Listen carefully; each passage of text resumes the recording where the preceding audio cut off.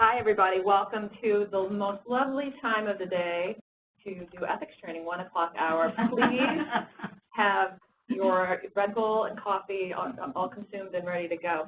We really want today to be you talking to us. I don't want this just to be we're talking at you what we think our answers are. As you all know, 74 can turn on one fact, and so if you don't agree with what we have thought, the answer might be to these questions, or if you have another thought, please raise your hand and we'll go through your thoughts as well. All right. So we're going to briefly just, in a couple of slides, go through the actual provisions of 74. As we all know, 74.2 is where the general rule is.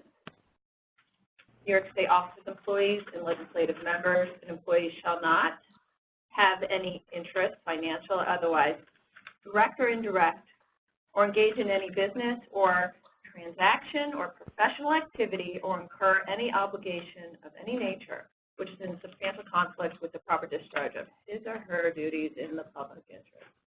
Well, we typically say this means not use your position for personal benefit. They could have said it just like that, I think. This requires us to examine activities in the context of substantial conflict between our public duties and personal interests. And personal interests can mean our own interests, as well as a family or a friend's interest. But before I go any further, our Director of Ethics is also here, Keith St. John, over on the other side, and he has warned us, or told us, is warned too strong, that he may be piping in during, so if you hear a voice, especially WebEx from afar, it might be Keith's voice. Okay. We'll go through each of the standards briefly. Standard A, no covered person shall accept other employment which will impair his independence of judgment in the exercise of his or her official duties. B, no covered person shall accept or engage in any business or professional activity which will require them to disclose confidential information which they've gained by the reason of their official position or authority. C, no covered person shall disclose confidential information acquired by him in the course of his official duties. So, used for their personal interest. Can we back up? Now, Keith is piping in. So, again, just for sort of summary purposes, Can you identify the text you've got underlined? Identify, sure. So that for each of these standards, what I'm hoping is that there's just a nugget, a key phrase, a key word that will trigger your memory into being able to find the exact statutory provision. Right. So, for example, for Standard A, in spite of a very long and sort of legalese sentence, what we might have maybe this presentation is that Standard A really regards the independence of your judgment, not letting outside factors influence the way you perform your duties in the public interest. Right. So B, I'll just go back. B and C regarding confidential information, not to disclose not to take outside employment or an activity that would require you to disclose confidential information, and then C, using confidential information for your own interest or someone else's. D, our favorite long one here, no covered person shall use or attempt to use his or her official position to secure, and here's the important phrase, unwarranted privileges or exemptions for himself or herself or others, including but not limited to. And this is, if you all have been doing ethics law for a while, this is the part that was added in 2010, including but not limited to the misappropriation to himself or herself or to others of the property, services, or other resources of the state for private business or other compensated non-governmental purposes. So don't misuse your position or state resources. E, no covered person shall engage in any transaction as representative or agent of the state, any business entity in which he or she has a direct or indirect financial interest, that's the key phrase here, that might reasonably tend to conflict with their official duties.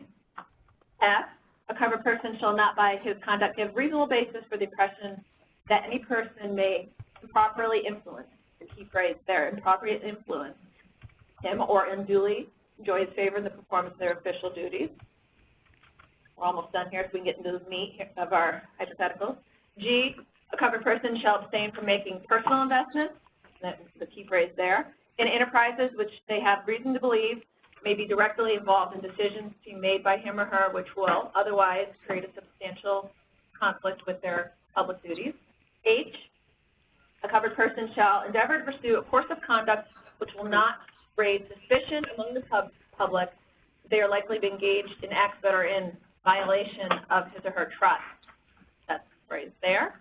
And finally, I, if you're a full-time state officer or employee, you are prohibited from contracting for the provision of goods or services with entities regulated or licensed by your agency. However, you may sometimes, depending on certain circumstances, be able to be an employee of that regulated entity.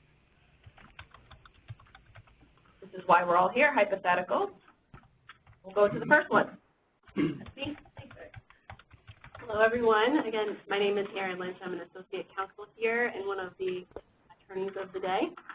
So we'll bring you through some hypotheticals. The first one we have, the members of the New York State Developmental Disabilities Planning Council are designated as policymakers. Are there any POL 74 issues regarding sitting on another board or council? So in this scenario, depending on the circumstances, there could be many implications of 74. One could be disclosure of confidential information. Depending on the board or council, one could be whether or not the employee has a direct or indirect financial interest. Another implication could be just, I think it's H, that talks about state employees should be mindful of pursuing a course of conduct which will raise suspicion among the public that he or she is likely to be engaged in acts that are in violation of his or her trust. Those are just a couple, and there may be more, but this type of scenario just sort of presents a general question, which comes up all the time, and JCOPE helps to assist on a case-by-case basis. So in this case, anyone in that capacity would be a policymaker, so that will come to JCOPE as an outside activity request, and staff evaluates those, and where in your role, what is often helpful is in that evaluation and in those requests to let us know as much as you can about the person's position with your agency, and then any information you can tell us about the board or council. And usually if there's business that's overlapping or matters that are overlapping between their council position and their state position, those are the types of things that we think are helpful in evaluating those outside activities. Questions on that one? Yeah, go ahead. The fact that the board or council is another state agency board or council doesn't remove any conflict interest. You still would apply 74. Correct. Yeah. Okay, we got a couple questions in the text chat area. Okay. Does this first typo assume that the other board is a private board? And would the analysis change if this other board is another public agency?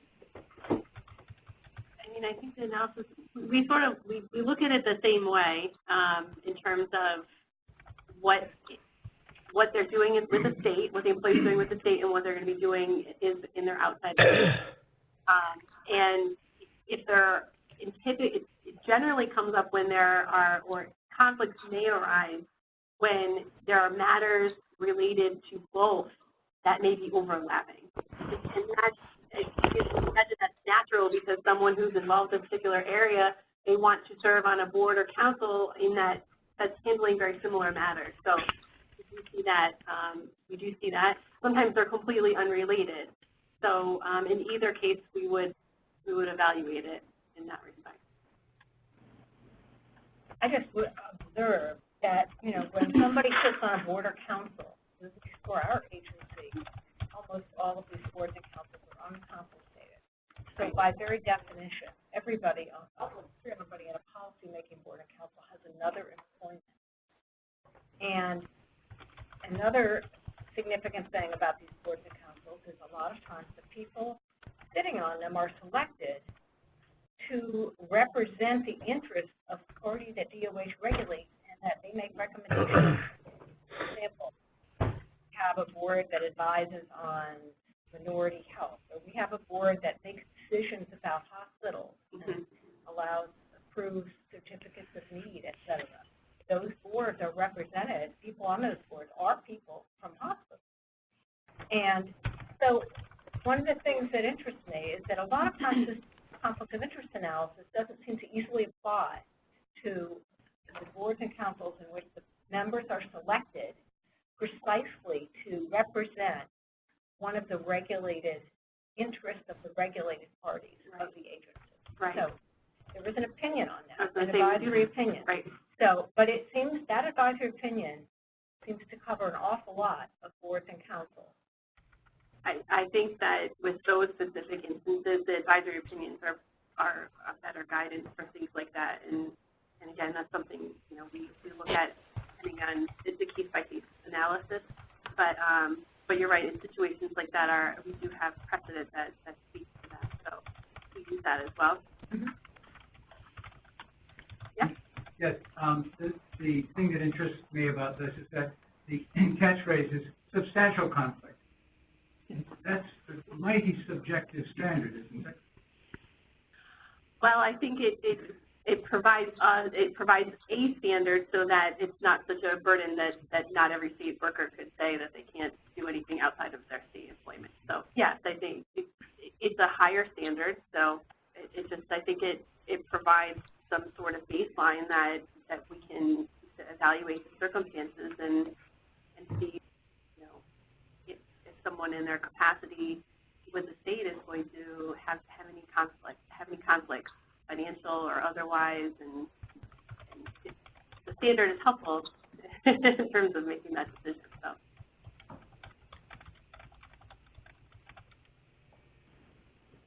Okay, I'll move on to the next hypothetical. I'll let you do it. Thanks. Okay, this one. A CUNY policymaker is organizing a workshop at her college discussing issues relevant to her research and scholarship. The employee hosts a reception where she has her book on sale. She will receive proceeds from the book. And there are a couple questions that go along with that about whether or not that's a conflict of interest and, you know, what are the courses of, if there are any alternatives. So JCOPE's predecessor, there was an advisory opinion on a similar issue, 8910, and that related to a state employee's receipt of book royalties. In that advisory opinion, there were several criteria, probably 9 or so criteria that the commission set forth to determine whether or not a state employee could receive royalties from the sale of a book without violating Public Officers Law 74. So I went through those criteria, and with respect to this particular scenario, 3 of them seem to apply. One of them was that the state agency where the author is employed does not advertise, otherwise promote, or endorse the book.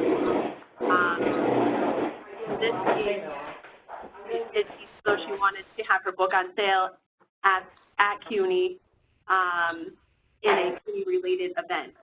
So it seems that that criteria would fit this.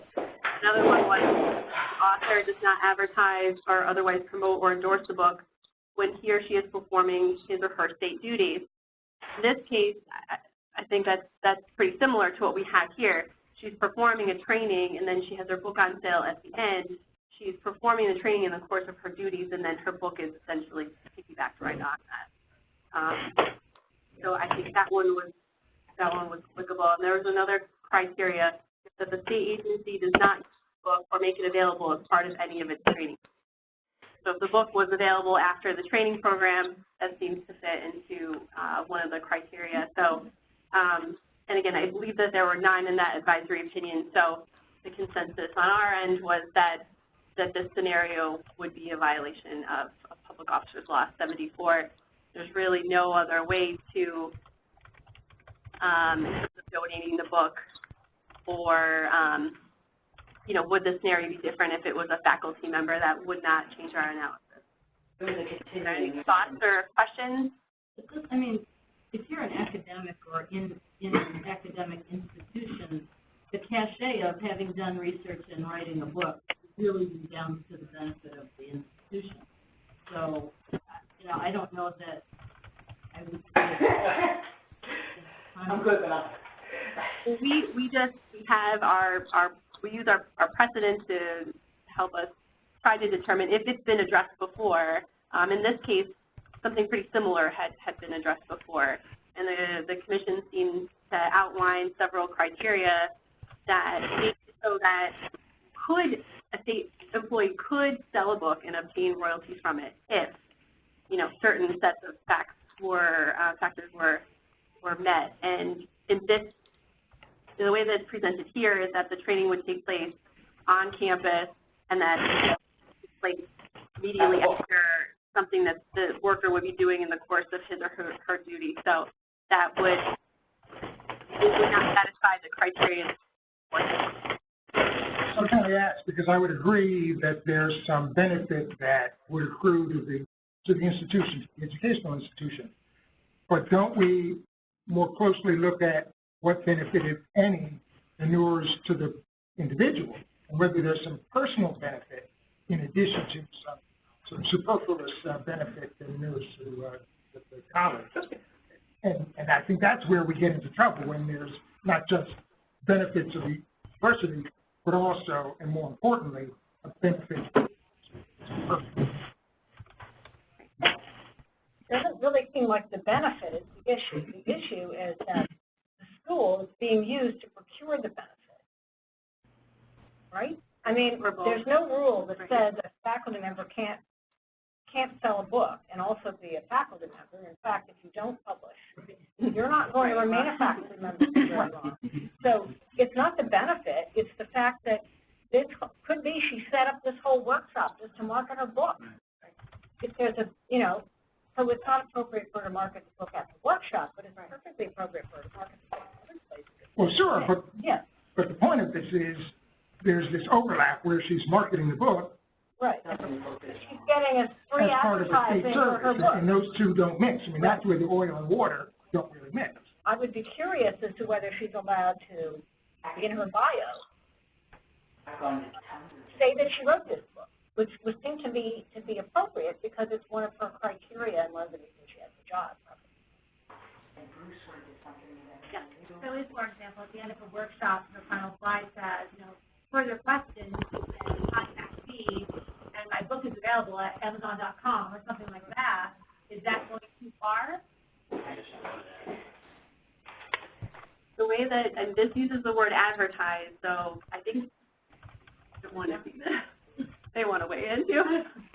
I think, I think that would go too far. I think so. I mean, you're using. Are they nodding? Or You're using, you're using. I mean, we're thinking on the fly here, right? But I mean, My thinking on the fly answer would be that you're misappropriating state resources to further your own book and put extra cash in your pocket. That's even, I don't know. I think because she's using resources for her own personal benefit, that's where. But if she goes to a conference and she's there at the conference because she wrote this book, and she's being paid her salary by the college or the university, she's still working, but would you ask her not to promote the book because that's why she was asked to? I would have her not sell the book at the conference. I would say, I mean, they should probably, say, I have written a book on yada yada, but That's what happens at conferences. Write a book, you go there and you sell your book at the conference. I mean, is that what's happening at state conferences right now? not at state conferences, but if you've got a professor at who writes the book and they go to a conference in California or wherever they're going as a professor at that university, and if they have a book, they're talking about it. That's probably why they were invited to speak at the conference. I think it's different for academics in some ways than it is for regular, plain old state employees who are not academics, because they have to do that. It's like you said, if they don't do it, they're not going to have a job. But again, on whose time is the professor, let's say, promoting her book. Is the professor going out to California at the invitation of some foundation in California, or is the professor going to California because her New York employer wants her to go out to California to speak to an audience out there? No, don't sit down. I think that weighs, and then we do probably need to move on. Yeah. But, you know, you have to look at who's making the act. Go ahead, make a note. Who's supporting this activity? Is it private support or state support? I just want to intervene with a technical note. We're getting a little bit of feedback from the WebEx folks. For those of you who are asking questions live here, if you could use your big outdoor voice in order to try to reach the microphone, especially if you're in the back trying to talk through bodies, it gets kind of garbled, and we want to make sure that they can hear the questions that you ask. And now there's a gentleman in the back who's going to demonstrate that for us. He's so patient with his hand in the air. This isn't really my sandbox, but I'm interested. If I went to a public law school out in New York, and every professor that wrote a book made you buy it. And you go to the bookstore, and they give you a syllabus saying, go buy that book, because it's required reading at the bookstore. Now, he didn't have a reception. They didn't have receptions for it. So I'm wondering maybe by having a reception in a special event, not just sign up for my class, but other people come in and buy my book. The reception is a special event to buy my thing, the problem, because I'm just saying, like with academics, I'm sure academics are saying at law school in New York as we speak. And let me just piggyback, because somebody else in the text chat area asked that same thing, saying, does that mean that the faculty member cannot use her own book in the curriculum for the class that she's teaching? Right? So is that okay separate from the reception and promotion and potential advertising segment of it? Is just using a book in requiring students to take it a different issue? Is that different because that's part of their official duties when they're again, I don't know. But then they're getting a royalty, but they're getting money. Yeah. It's part of their work. I mean, in other words, if you're a professor, you prepare for classes. And when you prepare for classes and you've done it often enough, you suddenly have enough thoughts to put a book together. And in fact, you might put it together precisely to use in your class. Now, I guess you could have a rule that you can't get any royalties from your own students using the book. But it would be very odd, I think, and it would not, I mean, and again, schools encourage faculty members to write to public, furnish the reputation of education. Person answered or asked this question on the line, I would love to. Just also as a reminder for WebEx participants, please make sure that your microphones are muted. We're hearing occasional bleed through. Thank you. There is a follow-up question. We may not be able to answer all of our academic questions here because they are a unique population of people that have their own cultural norms and rules associated, but there is one additional follow-up question here from text, which is, are there limitations to whom the book can be donated or given, given the restrictions, what you've already discussed? I don't know enough about this particular area to think about that right now. Remember, I gave you permission to table questions. Yeah, we table that one for now. There's another. Okay. There's an additional question. There's a lot of interest in the rules that surround academics. What about when academics appear on talk shows to talk about an issue that they study and plug their book? So they're an academic.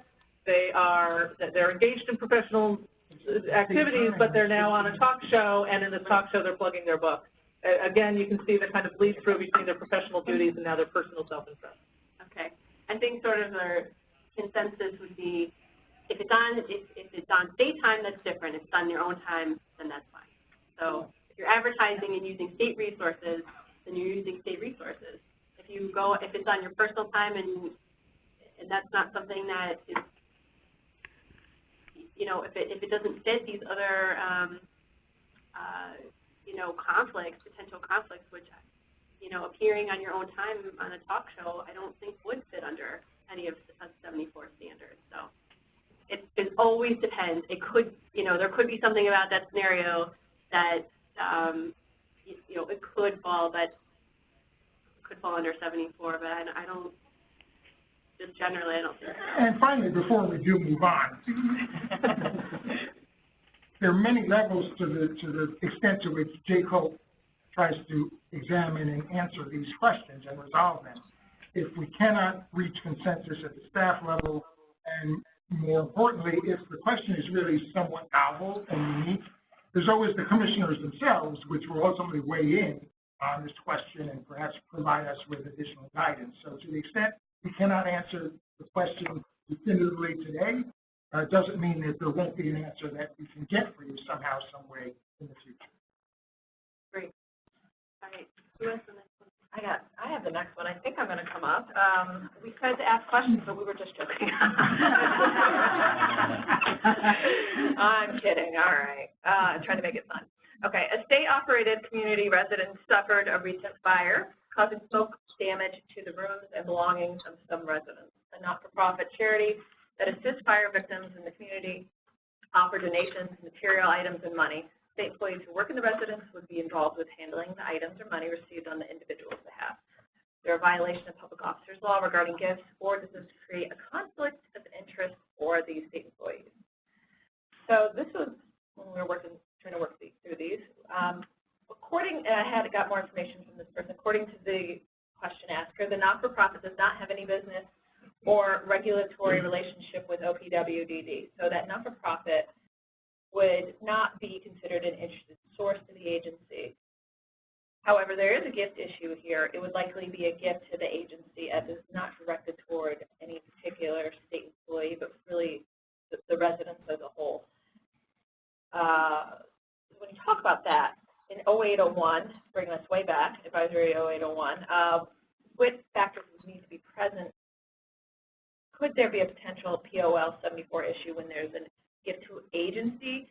And if you remember in 0801, it says that if the agency can accept gifts, a commissioner may accept contributions from regulated persons or entities, but not when those individuals or entities are involved in litigation or are under investigation by the agency, since the agency is to remain impartial in such adversarial situations. And it goes on to say there are categories of donors whose gifts, because of their relationship to the agency, may, quote, raise the specter of impropriety. So there we go. I would say that bringing in on 74. So such potential donors could include lobbyists and applicants for licenses or permits. And they need, the commissioner should look at the source, timing, the amount of the contribution or the gift before accepting it. So in this case, this group doesn't, according to the facts that we were given, remember obviously 74 is so fact-driven, it doesn't look like there's anything that would raise the specter of impropriety to accept this. And then we were talking about what could be put in there to possibly make a 74 issue. So what circumstances might prevent the acceptance of the gift? And one example. Audience? Oh, yeah, audience. What could change here that might make it a problem? If they were regulated by the agency. If they were regulated by the agency, I also said, did any of the OPWDD employees have some sort of relationship with that not-for-profit thing? Oh, directed over here. Yeah, we should take them from this particular place and not others. So you could think of many different things that could come in to make that an issue. All right. Okay, got to the first one. Okay. We have a couple more OPWDD ones. An OPWDD employee and their spouse own an apartment, which they advertise on Craigslist for rent. An individual who receives OPWDD services through a provider entity sees the ad, they decide to rent it. They are capable of living on their own and paying the rent as advertised. Is there a conflict of interest for that employee to rent to this individual?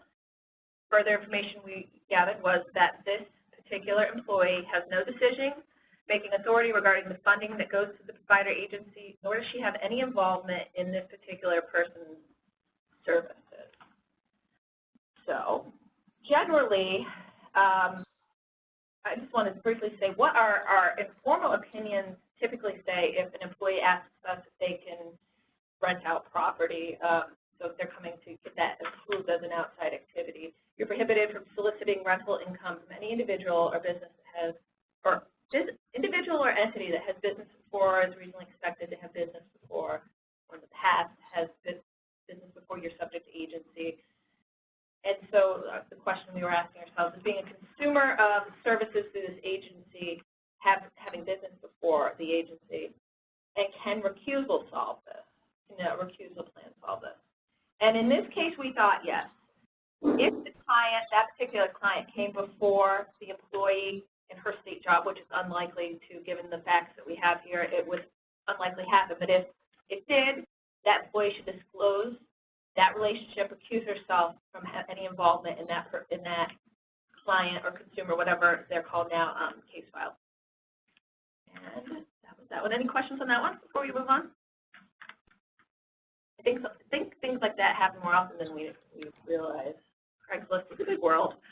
Okay. An individual is a resident at an OPWDD family care home that is also a horse farm. This individual loves horses. They become involved in horse pulling contests. I don't know what that looks like, but I would love to know. He wants to use, yeah, we'll talk about horse pulling later. That's another forum. That will be in September. He wants to use personal allowance monies to purchase the horse to use in these contests.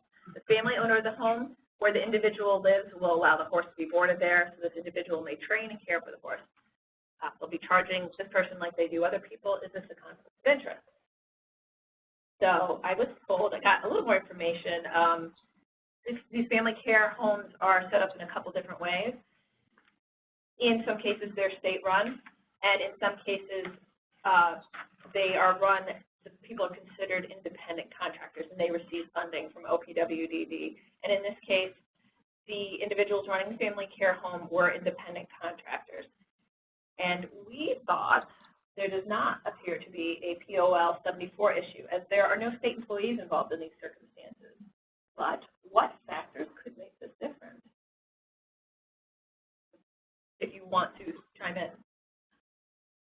I am blown away by the response. Okay. Since there's an overwhelming response, I will put forth what we were saying. What if the OPWDD employee had the discretion as to where the client could use their personal allowance money, if they had some sort of interest in where those monies might be going? What if they directed them to use these monies only towards certain funded providers? In that case, potentially there could be a POL issue. There's probably other variants on that, but that's what we thought of at that point. Got a question in the back? Not a question, it's just a comment. I think particularly if you're dealing with developmentally disabled adults here, I think you thought it's not a conflict, that it would be a conflict, and I think that it would be important to address that and somehow ameliorate that appearance of the conflict. I don't know what OPWDD does now in terms of they have like a consumer or a client advocate as the service who could maybe independently review any agreements or anything like that. But I would be very cautious to me to approve that some of those kind of external controls, even if there is no conflict, right, for age and appearance of conflict. Okay. I'm going to, before Kate can even say it, I'm going to repeat what you just said, because I'm well trained now. So we have someone in the back saying, could potentially maybe be an appearance of conflict because we are dealing with a developmentally disabled adult. A little more information that I also gathered from this particular ethics officer was that for the most part, and I'm sure that they have some controls, is that clients or consumers are basically pretty open to doing what they will with their personal allowance monies. That is meant to foster independence and so on and so forth. So, but I would hope, I'm sure there are things that like you said, policies that OPWDD has in place to counteract potential issues in that sort of area. But I'm not positive. If OPWDD person wants to chime in, they can. But okay, we'll move on. Thank you. Hi, my name is Stephanie Blaumacher. I'm Associate Counsel here at JCOPE. Thank you for joining. The next hypothetical, a policymaking employee in an OMH facility performs outside employment at a local Memorial Hospital Medical Center. He is not responsible for the acceptance approval process at his OMH facility for receiving transferred clients. Is there a conflict of interest presented if the medical center sends order transfer clients to the OMH facility? So this outside activity is one that would be subject to JCOPE approval pursuant to Part 932 outside activity regulations because the employee is a policymaker engaged in an outside activity earning more than $5,000 annually. Such approval, our approval would typically include certain restrictions, including recusal conditions requiring the employee in his role at OMH to recuse himself from any matter that involves or potentially could involve any person, entity, or property that is involved or potentially could be involved in his outside activity, and in the course of performing his outside activity, recuse himself from any matter that involves or potentially could involve the OMH. In addition, we would advise that the employee may not refer to the local Memorial Hospital Medical Center anyone with whom he deals in the course of performing his OMH duties. So here in this scenario, because the OMH employee is not involved in the transfer process in any respect, we do not see this as any actual or appearance of a conflict of interest. So with employee, this employee would be subject to JCOPE approval, but certainly there are employees that may not be earning over the $5,000 annual threshold. So this would probably come to you as the ethics officer, and we would just ask you to be mindful of these potential conflicts of interest and keep these recusal conditions in mind. Any questions or comments? What would be the consideration for both facilities would be subject to a lot of confidential information, so even if not involved in the acceptance or approval process, that person might have information considered confidential by the hospital that could be useful at the OMH facility, but there's still a conflict there because,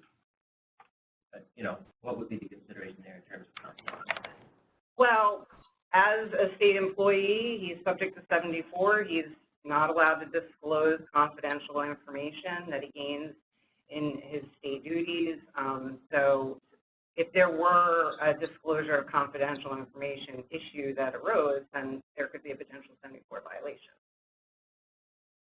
At DOH, this issue comes up because obviously any health issue, there's a lot of personally identifiable protected health information. But it sounds to me like he's got access to health information in one job and in another job. And as long as he's not gratuitously, sharing the information he gets from one position with the information that he has in another position, then I don't see we don't see the issue. I agree. Any other questions or comments? Okay. Oh, we're back to Aaron. Up, down. Here. Okay. So keep it here. So this hypothetical, an employee in our contracts unit has a brother who works for a computer vendor, a frequent bidder for our agency IT contracts. The employee's brother is assigned to a different state agency contract. The brother has no involvement with the vendor's bidding process on new contracts. Is there a conflict for our employee to develop the solicitation for the IT services for which the vendor may be a potential bidder, to evaluate? Take them one at a time. Okay.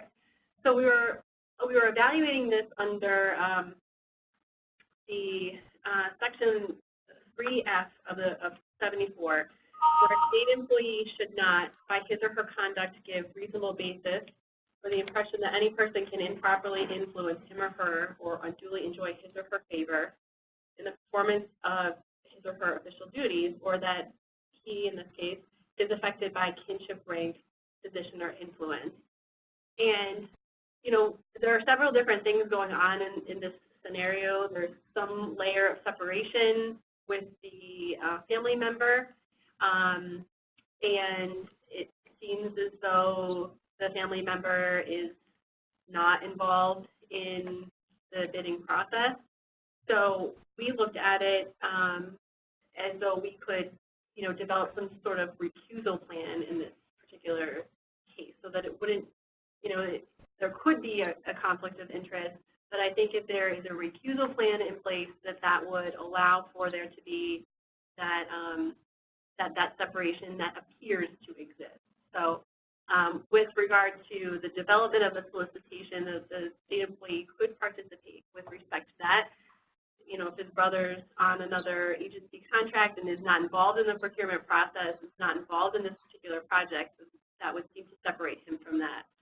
And the same thought process would apply to the evaluation of the bid, as well as if the state employee wanted to manage that contract if the vendor secured that contract. Any thoughts or questions? Yeah. Well, the only thought I have is it really depends on the circumstances, but if the employee, it depends on the type of bid and the type of, what the solicitation is supposed to do. But if you have, in some cases, you could conceivably write a solicitation that would be really appropriate for the brother's company, but not necessarily anybody else's company. So you would want to make sure that that was not an issue. Right. Or if the brother had like a complete control over the solicitation, then I would think it could potentially be a conflict. Right. I'll repeat your question, or the comment was that depending on the circumstances, the crafting of the solicitation could affect a family member's employment on the other end, right? And there was an advisory opinion, there is an advisory opinion 9422. That scenario is a little different, but that talked about, in that case, the family member was the owner of a small business. And so any business that went to that person, you could see that there's a indirect financial benefit. In this case, you're right, it could depend. We don't know in this scenario if it's a large company, a small company. What the brother does. Exactly, what right. If the brother has an ownership interest or not. But so exactly along those lines, there are some facts that could change the way that you look at that. Okay. Oh, sorry, go ahead. And the key here also, right, is the relationship being familial, right? So that's the other thing I think that has to be emphasized is because you have that concern over that relationship issue, which I think is always very interesting because I sometimes spoken to some of my friends and I do my family. There isn't that distinction that's ever made. So like you said, it's oftentimes it depends evaluation because those are the very nuances that are going to steer the finding of a conflict one way or the other. Right? And the other concerns that I have with the hypothetical is just knowing what the breadth of potential vendors is. The odds are very good that there is always going to be, if it's not that specific employee, likely another employee whose family member of some degree or another may have a touch with one of those vendors. And you can take it away from IT or put it in any situation at all, construction, vehicles, anything. And it's kind of a slippery slope that it's going down if you suddenly think that these master contracts, which are subject to so many other rules and scrutiny, have to be this vetted, I guess, for lack of a better word. And I would hope that at least from the ethics opinion position, the employees understand when and how those flags need to be raised. Because it really is coming down to the person in the unit realizing that do I need to ask a question if I have a conflict? So it's great for us to hypothesize over all the what ifs, but the first thing has to happen, and that's the person understanding the rules enough to identify that the question has to be asked. Right.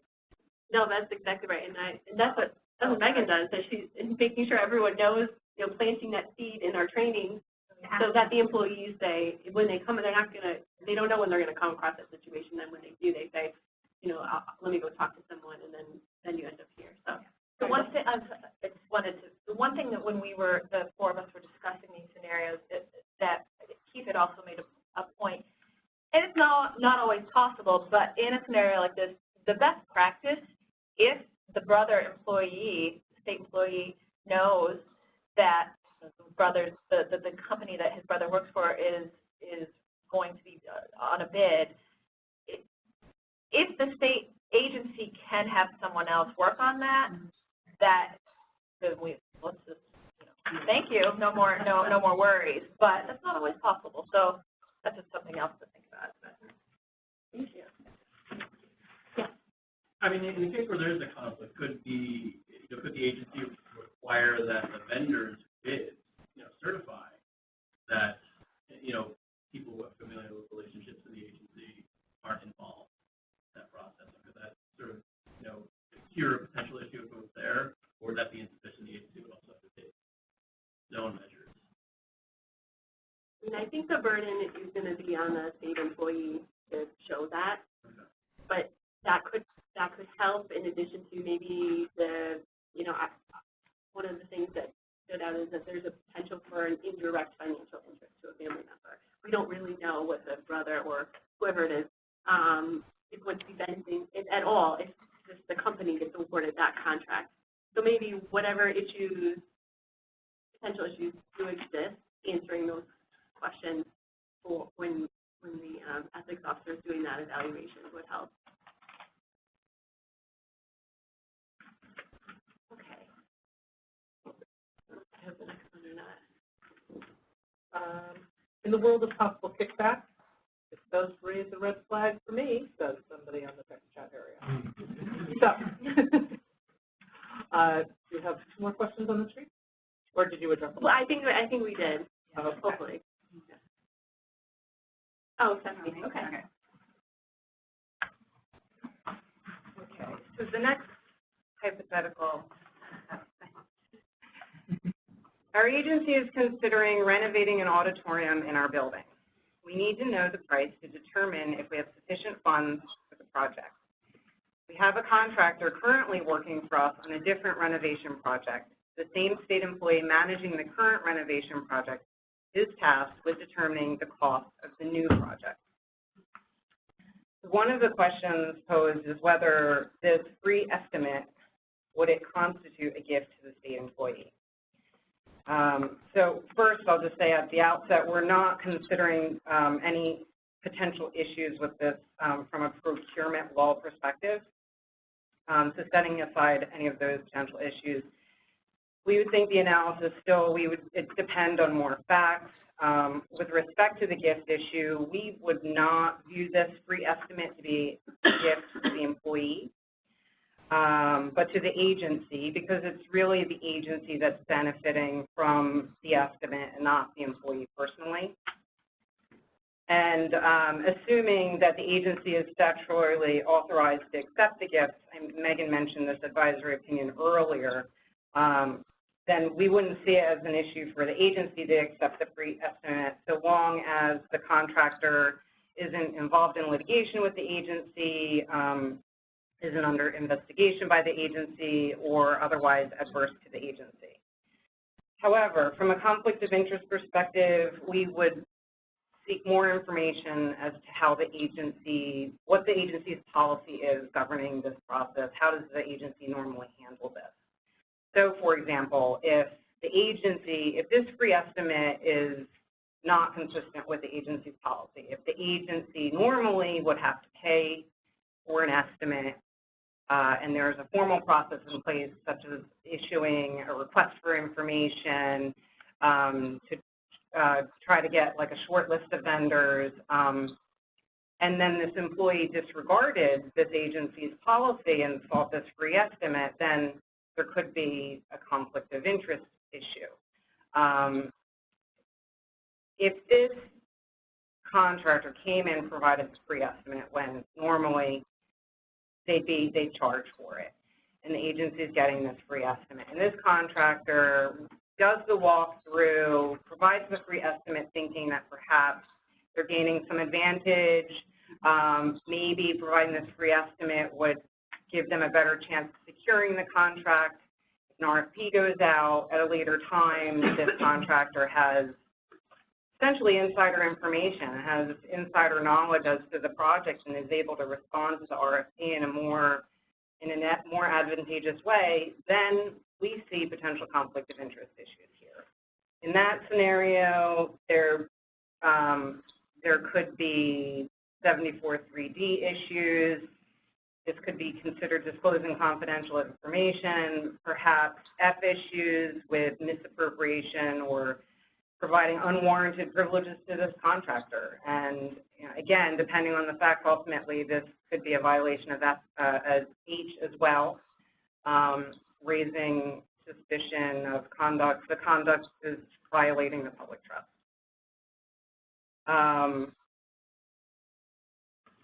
Yeah, so any other questions or comments with this scenario? Not here? Okay. Megan? Okay, in a room of other ethics nerds, I really like this question. Assuming that I come from the comptroller's office, and the comptroller people are here today, and saying hello to them. But we had questions like this all the time, so I really like this one, and hopefully they'll agree with how we are assessing this one. An agency performance management team has been invited to participate in a conference sponsored by a vendor. The team has been asked to present an overview of the agency's current use of the vendor's software and the agency's specific use moving forward, so future plans. Is it a conflict for the agency to provide an overview of their current use? What about future uses? And can they participate in the food and drinks that we're always worried about, provided by the vendor, in the the Coca-Cola and the sandwich? Okay, so when we chatted about this one, with the facts that we were given for this one, it does not appear, we're talking gets at first, of course, in this one. It doesn't seem like it might not fit into a widely attended event. We don't know enough at this point. It doesn't look, it could be argued whether or not they're addressing an issue of public concern. So, okay, let's take widely attended out. Does it fit into any of the other exceptions? We might be able to fit it into the professional program exception. Here, as an ethics officer, we would still need more info, because I think in the reg it says something about basically if it's a sales pitch, then it's not going to be considered part of that exception. So let's just go down that road for a second. If you as an ethics officer considered it a sales pitch, then fine, you can go, but the agency needs to pay their way to go and attend that program, because it probably has obviously some good uses to it, but we shouldn't be taking it that as a free gift. So there's the first part of that. So could they present? We felt like it could violate 74 to present. And our thoughts were, where would you draw the line here? Talking about how you currently use the product might be okay, but then you get into what the possible future uses could be. It might appear that they were endorsing this particular vendor and possibly attempting to secure unwarranted privileges for that particular vendor, for the agency. I don't know if it meets the smell test if you go down that road. So that's what we've had. Do you guys have any thoughts about that one? Oh, lots of hands. Okay. I just wondered, why would there be a distinction between overview of the current use and future use? Wouldn't current use I love the question. Love it. Because I wanted to ask, what's the difference? Is there a difference? Is there a difference? Could they both be an endorsement? It's hard. That's what I guess my point was. Is I'm not sure. I think I was kind of saying we're not sure if there is where Right. could you get up there and draw the line? Yeah. Who sees the difference? Let's argue this out. Yeah. Is there a difference between current and future? I can see the Who sees the difference? And we're going to argue both sides.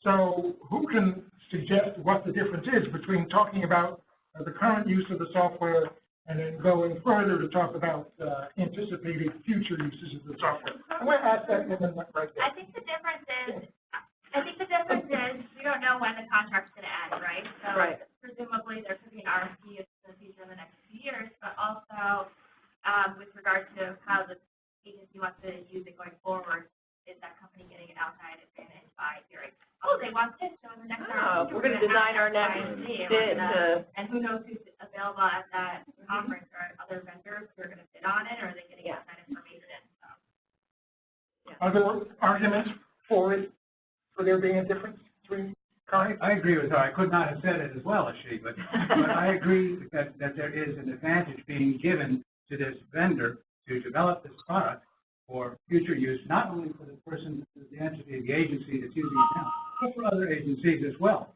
And I think that the vendor is definitely getting an advantage. And I'm also curious to know whether this disclosure of how it could be used in the future might be somehow touched upon the confidential disclosure of the agency's own insights as to the use, the potential use of the product. But I agree with the way you said it. Again, so a point I just want to make again, I don't think we want people not going to these things, but the state employees' involvement in it, it could be iffy. So who wants to argue? I know some of you think there's no difference here. Well, I mean, I guess I don't know that I would say one is acceptable and one isn't, but it seems like there's differences in the ways that they would potentially be, unacceptable. I think a lot of it would also, something that was touched on before, is the question of what is the role of the other vendors.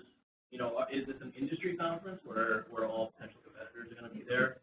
Which it doesn't seem like you're talking about an improper benefit necessarily. You're giving, if it's open to all potential vendors, you're giving everyone, who's potentially been on a contract, information. And in fact, it may be more beneficial for those other vendors to learn about the current uses, because that's something that presumably, the current vendor already knows about. And so that would be sort of, keeping that out, a bit. But at the same time, the confidential information issue is that, how the agency functions. Something that seems very, very risky. I think that they are very similar, but it's a matter of degree. Either way, you're basically advertising or endorsing for that program. But I think it's kind of the difference between saying, I bought this pair of shoes, I love them, and saying, I'm never going to wear any other shoes again in my entire life.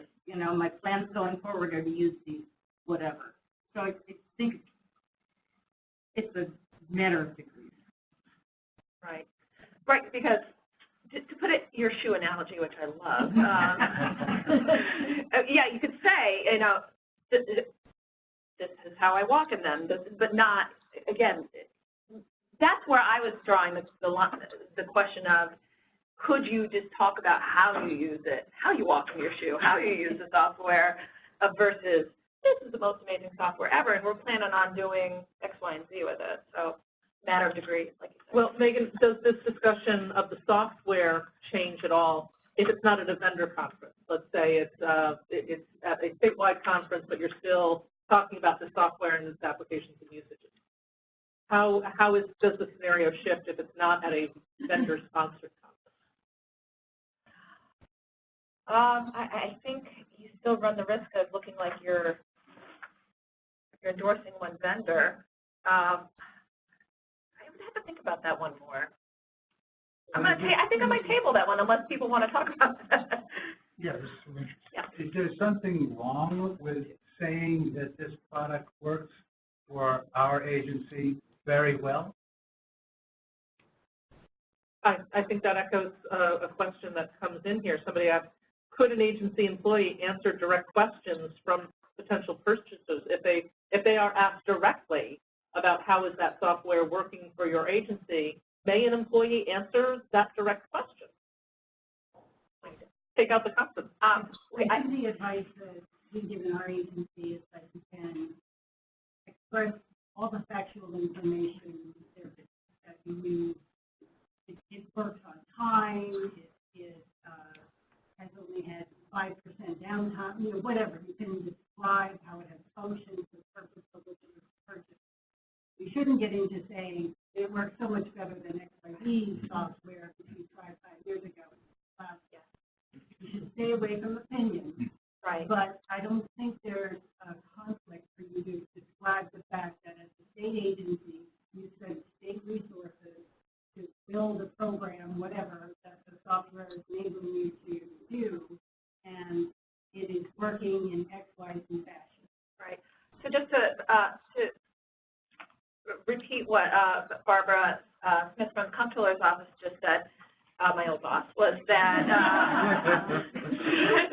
In the interest of full disclosure, right? and I'm going to make it very glowing and lovely, was that, again, what we were just kind of saying is that it's probably not a conflict of interest to describe, yes, to state the facts, yes, we used ABC software and this is how it worked, but not to get into more of opinion of the thoughts about an evaluation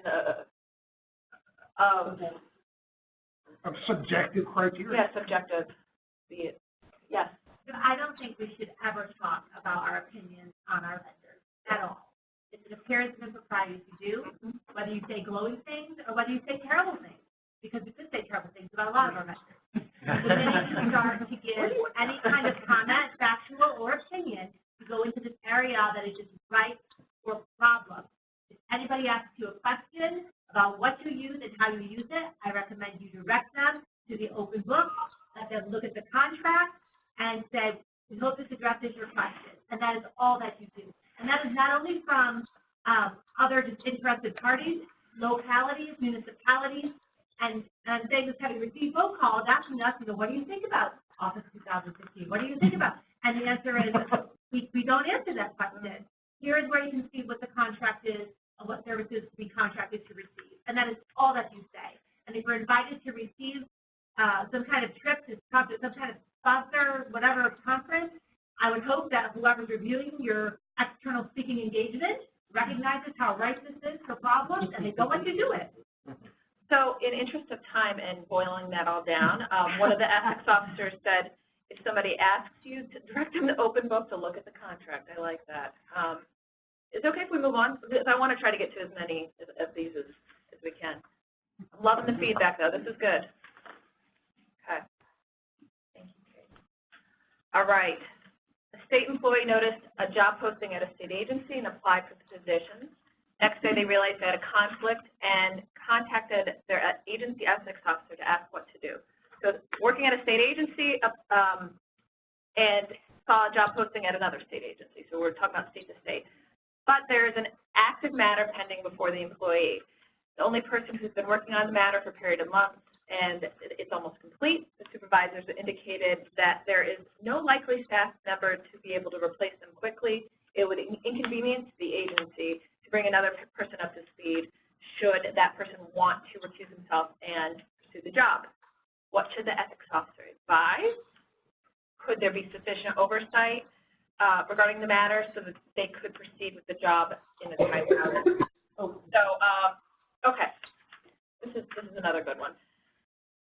Generally, and I talked to our general counsel about this, who's been here for quite a while, we tend to tell employees, even if it's a state-to-state issue or where you're seeking another job at a state agency, to follow 0601. And if you've been doing this for a while, 0601 talks about when you're negotiating for your future employment, you have the 30-day. With a matter before you, it has to be a matter before you, and you get a job offer from a private entity to recuse yourself from the 30-day cooling off, and so on and so forth.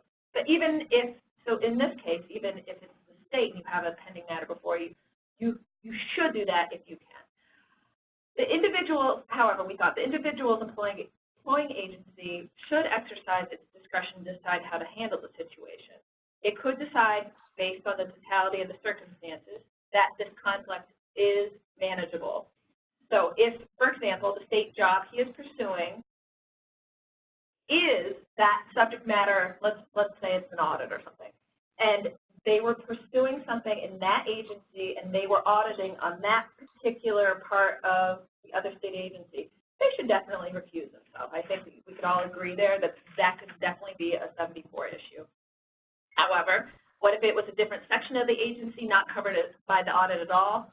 Probably additional supervision by supervisors and possibly the ethics officer could be sufficient. The agency is best positioned to make that determination. Any thoughts on that one? But what about the ethics officer that he couldn't recuse himself or supervisor, right? Okay. Well, again, we probably would need to know a little more. I mean, it would be inconvenient, she said, but I still think if this ethics officer came to us and said, what do you all think? And if we knew in this situation that the focus of the audit was the exact place he was applying for a job, we would advise them to follow 601 anyway. And I mean, that would be what our advice would be, period. Yes. For example, the audit, I used to work at the Department of Civil Service, and we did our own audits occasionally, and then we had a separate unit come. I was in the finance office. We had a separate unit come and do audits for us. And usually there was more than one person involved anyway. Like, I would be surprised if you were auditing another state agency and you were the only person doing that audit. So I would like to believe the agency could at least have someone, like you said, review the work, do it with them side by side, have some sort of oversight. Yeah. From what I remember, in this scenario, it was a very, very small field office that this was coming out of, and there really was, it was very unlikely that they would be able to have someone do that for them at that point. But it's probably more likely that that's not going to happen, but in this particular circumstances, that's what it was. Let's just keep going just so we can keep getting some other ones, if that's all right with everybody. Oh, that's fine. Okay. Mine? Yeah. Yes. I feel like I'm not going to make any friends with this one, but we'll do it. We'll do it. So we have a non-policymaker state employee has a private business leasing out trash containers. Another non-policymaker state employee has a private life coaching business. Neither of these employees supervises other people. Both would like to post their business brochures or cards in the agency common kitchen areas, on the bulletin boards in which some employees post, or sale signs, and information about various not-for-profit fundraising activities. What parameters, if any, would you recommend be placed on bulletin board postings regarding employees' outside activities? So in this scenario, I'll say we all felt that this would be a violation of the 74 section, where employees using state resources to benefit their private business. These businesses in this scenario are non-governmental businesses, and so would not be allowed. So as far as recommendations, the state business on state resources is our recommendation, and that would apply to non-policymakers and policymakers. But then people shouldn't post for sale signs either. Nobody should post anything. But then DCJS has an extracurricular email that anybody can send an email out to everybody in the agency about just about anything. Is there anyone from DCJS? We do have extracurricular, but there are definite restrictions on personal benefit from what you're posting is prohibited. Uh-huh. Yeah. So, I'm sorry, great question. How do you distinguish the sales from the leases? I mean, the sales of stuff on the bulletin board as opposed to this other fellow who leases trash cans. How do you distinguish? Well, if you're using, a bulletin board is a state resource. If you're using a state resource for personal gain, personal benefit, then it's not allowed. Then So, the sales would not be allowed either. Correct. So we agree on that. I'm sorry, I thought you Correct. distinguished between them. I hope not. Okay, No. good. Yeah. I'm with you then. Okay. Well, you guys do a great job. You're doing great. Help have backup here. it's a tough crowd here. It's great. No, it's great. It's great. I thought I was going to be a lot more scowls on this one, but so good. And I think this one, okay, I think the second part of the question was who that applies to, and our answer is everybody. So. And just to get to the not-for-profit fundraising, is that I would see that as different because it's not personally enriching an employee. Is it securing an unwarranted privilege for someone else? Yeah, that's how I kind of look at that. If that's like your favorite not-for-profit charity, then you're following funds that way. You're opening up a market for the non-for-profit. Yeah, that's You're like the opening up Girl a Scout store. cookies example, where you're not supposed to sell Girl Scout cookies in your office, particularly if Like it, but How about in the common areas? You're not doing it in your office. I mean, you're not supposed, the issue, I think, is, well, yeah, it doesn't matter. The How many issue, agencies here permit this stuff? Well, that's the problem. who's going to answer that question now? Oh, I don't know. especially for Well, that's the example, point. I mean, that's why we thought we may be venturing into some tough territory, because there seems to be a very wide practice in existence that we think we need to take another look at. also, just from a practical point of view, there's one of me, a really big agency. So to have to like parse through all these things, are the cookies okay, but this isn't, I think it's cleaner, it's easier, it's safer just to say no. Yeah, no to everything. Yeah, I don't want to get too technical on this, but use of state property by employees is a benefit to employees. And if the practice has been that it's been allowed, it's very possible that there's an argument to say that the practice has to continue because it's just a benefit to the employee. Kitchen. For example, the kitchen, girls got cookies sitting out on the table, or the candies that the kids raise money for the swim team, or even the sale of the old car that you're trying to unload. In the common employee areas, non-work areas, one might argue that yes, it's state property, but in there it becomes at some point a benefit to the employees. And again, I don't want to get off into some wacky, problem here, but so I understand your position, but I'm not sure that an employee bulletin board is in fact ultimately becomes employee benefit to the employees. There you are, or whatever that's worth. I'm from Curb. Very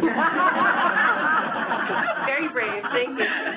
Some of our employees will probably be coming to argue about more. I think we could probably talk about it for the rest of The afternoon if we really wanted to. I mean, what about the potential conflict? I mean, if Girl Scout cookies 2 inch, use the full support for Girl Scout cookies 2 incidental or two minimal benefit. I think, I don't want to speak for everyone, I think that it's just almost even simpler than that. It's just, you're in your state resource. You're in your, it's not necessarily your workplace, your cubicle or your desk, it's state office building. So anything in it that is, you're going to arguably have some sort of personal benefit that has nothing to do with your state job, it's not appropriate. And does seem to fit under securing unwarranted privileges. I mean, there's definitely this sense of it doesn't feel, it certainly feels different from other scenarios. There are other situations that can fit that section as well. They do blood drives in our building. Why is that not the same thing? It's benefits blood drives for the Red Cross in our building.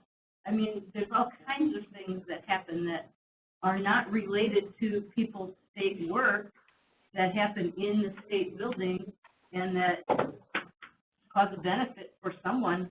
I mean, do you want to argue that the Red Cross shouldn't get blood from state employees? It's got to be If you're going on fully state-sponsored events or state-sponsored like a food drive every year, but that is fully state-sponsored. It's not a one individual state employee looking to promote something that is being promoted by the entire state government.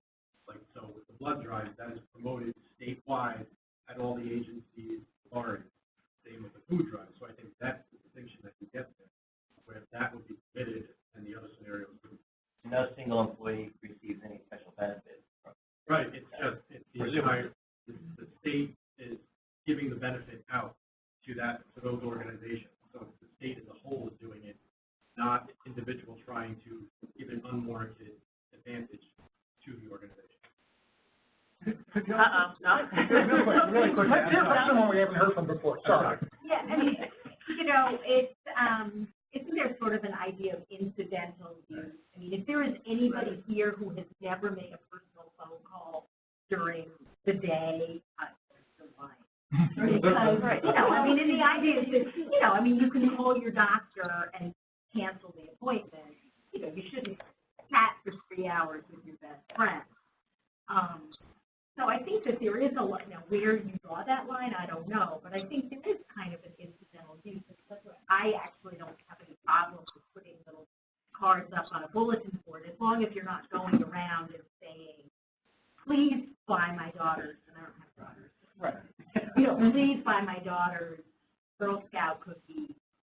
She really wants to get to the $100 or whatever, which puts people in an Right, that's the scenario that's potentially problematic because depending on the person's position, other employees may feel pressure that they have to participate if there's a supervisory relationship, for example, or if certain people participate, then other coworkers may feel pressured to participate, and then that's why it's just easier just to say no.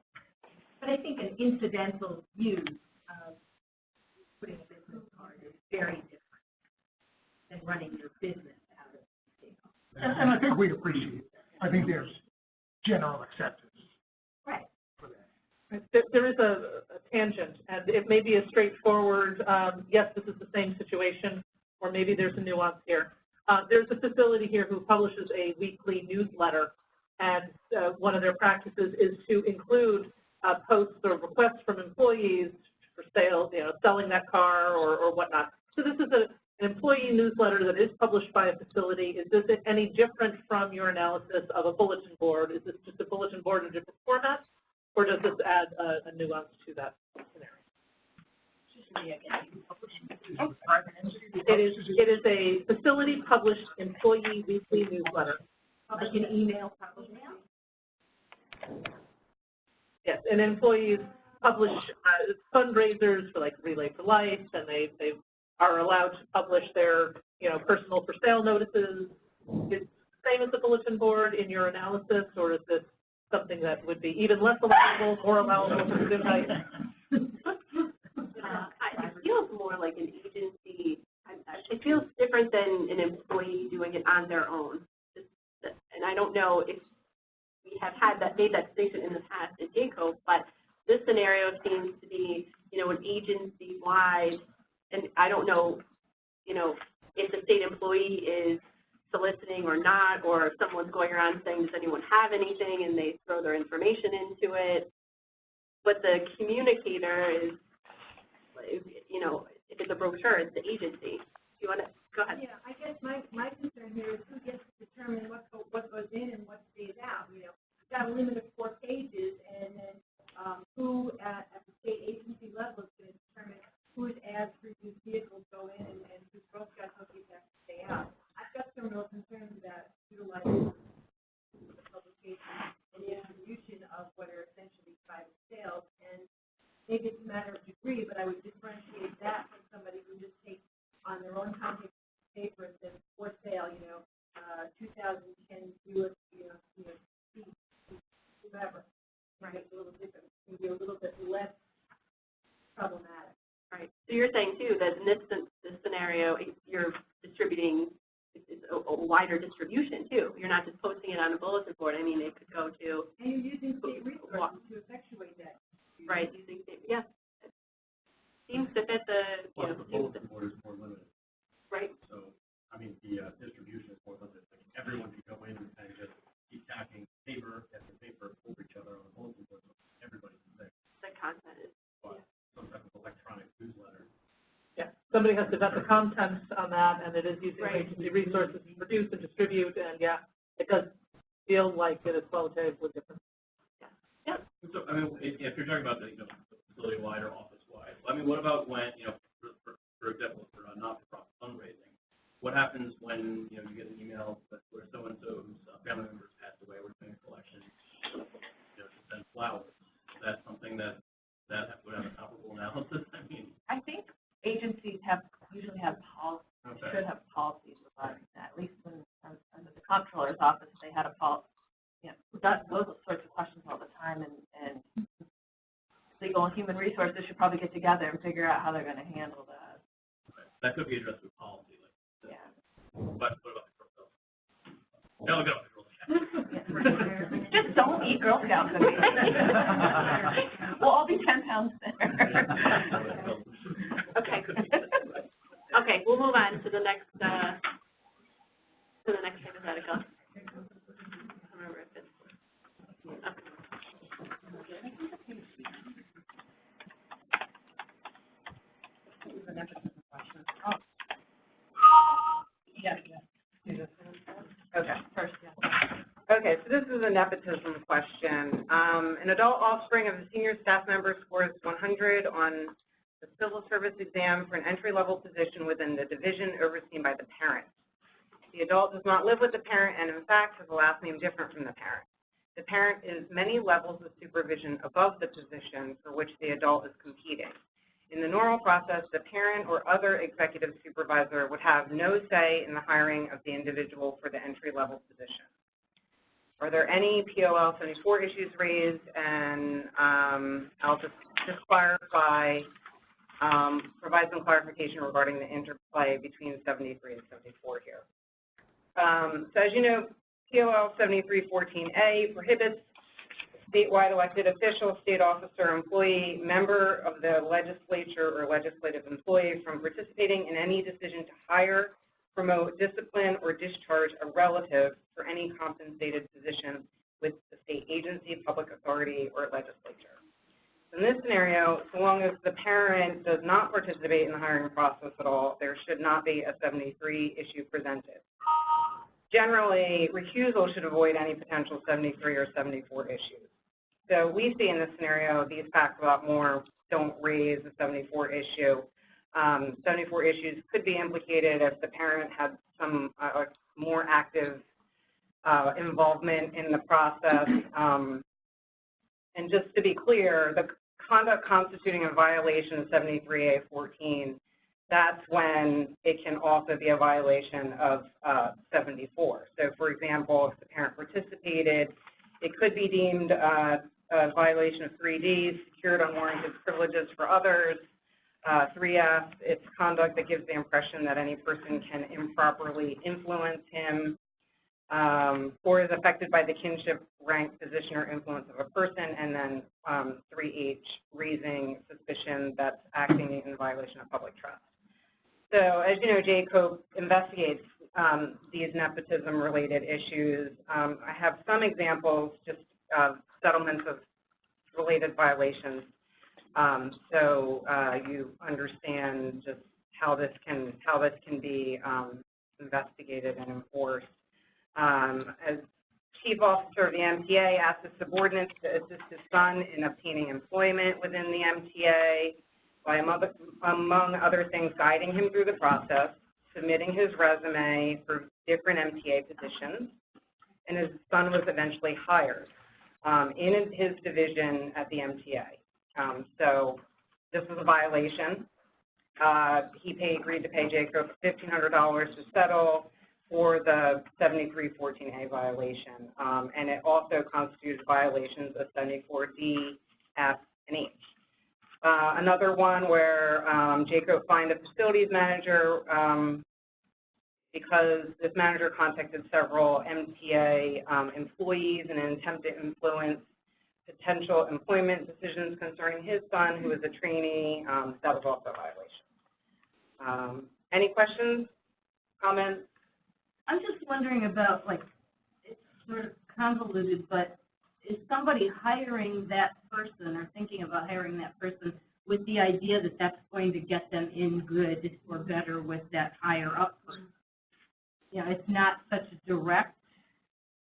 I mean, without that's possible, but then that, I mean, that could potentially be an issue for that person. I mean, we're trying to view this where, you know, we understand this is what happens in big agencies, and sometimes people know each other, so we want the agencies to implement appropriate recusal processes. So, for example, in this situation, even though this person's not involved in the hiring, if the adult child gets the job, this person, the executive parent, should remain uninvolved and should not participate in any aspect of this person's evaluations. And like you said, maybe somehow, you know, have people be isolated and isolated so there's not that appearance issue. if the parent emails the child's resume to HR department and then recuses himself, could that action alone result in a COL 74 violation? We're struggling with that very question right now. Yeah. So, in the interest of time, we can say that is a sticky situation. Yeah. Then you can call the attorneys and vet your particular circumstances out. All right. Do we have time for the last one or no? We do not. Okay. So Okay. we just wanted to say thank you. Thank you all for coming. We love our ethics officers. Please call us. You guys are our lifeline to the agencies and know all your particular nuances, and so keep us busy. Call us, and thank you again. Thank you.